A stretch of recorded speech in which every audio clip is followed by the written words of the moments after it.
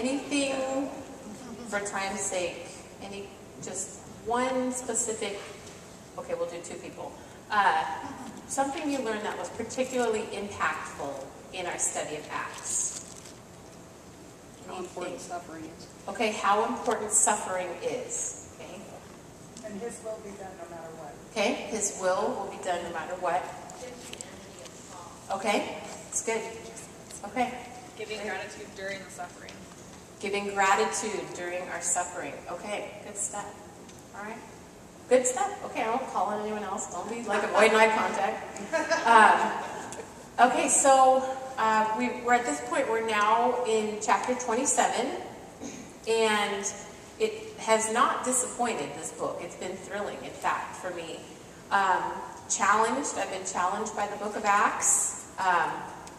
Loved seeing, like you pointed out, Darla, the humanity of Paul, that times he needed to be encouraged. He was weary. The body of believers gathered around him, encouraged him. An angel of the Lord appears, encouraged him. He had some hard work to do, and he needed to be girded up for that work to do that.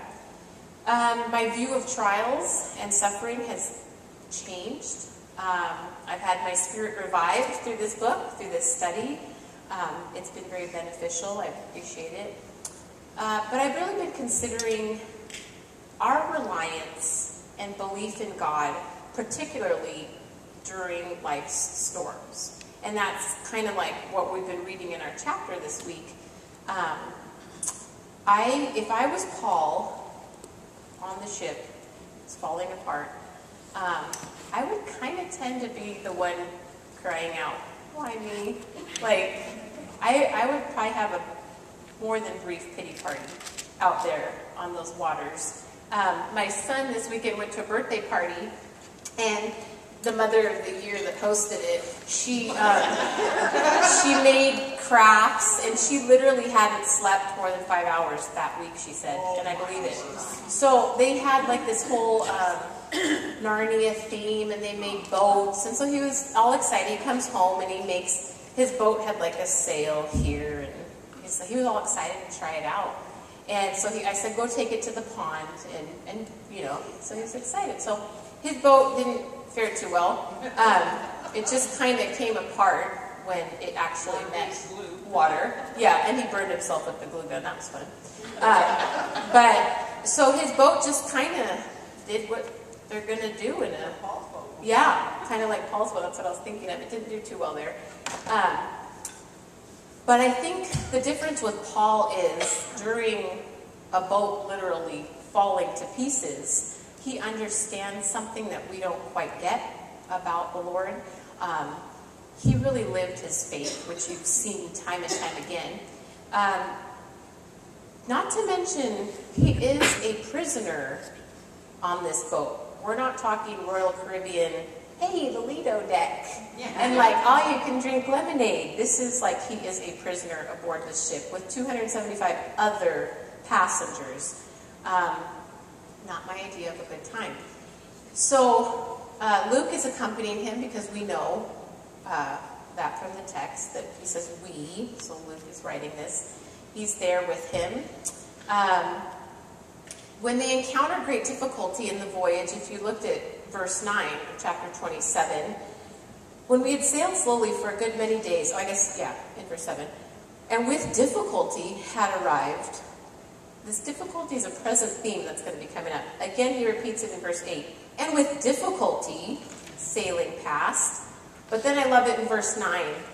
When considerable time had passed and the voyage was now dangerous. So it's like building, like sometimes in life, it's like, this is difficult.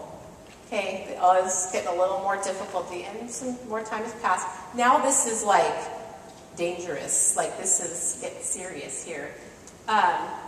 But in verse 13, we see that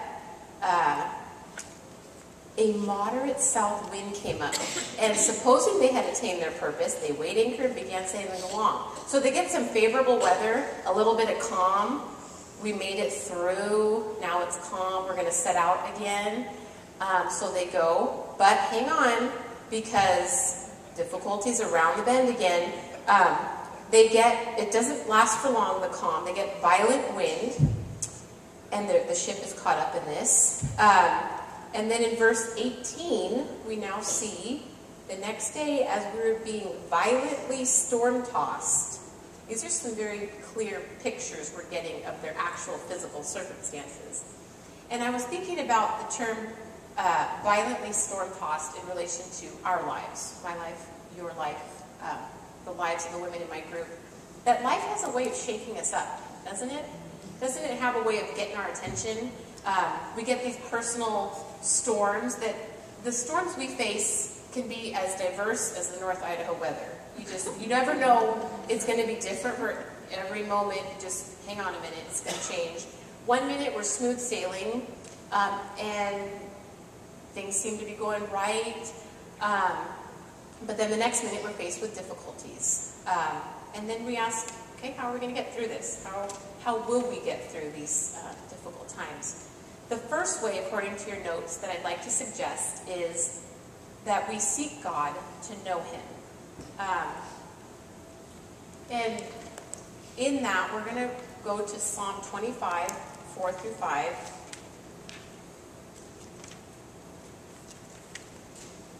It's a good book to go to when you're feeling a little down for some encouragement. Sometimes it gets a little down, but you got to keep reading. He picks back up again. So Psalm 25, verses 4 and 5. Show me, that's your first blank. Show me your ways, O Lord. Teach me, is your second blank, your paths. And your third blank there, guide me in your truth. And again, that teach me, for you are God, my Savior, and my hope is in you all day long.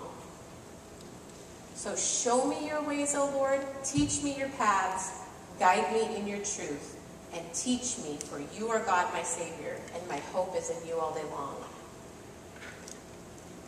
So even if you're in calm waters right now, like as I'm studying for this, I'm like, oh, what's next?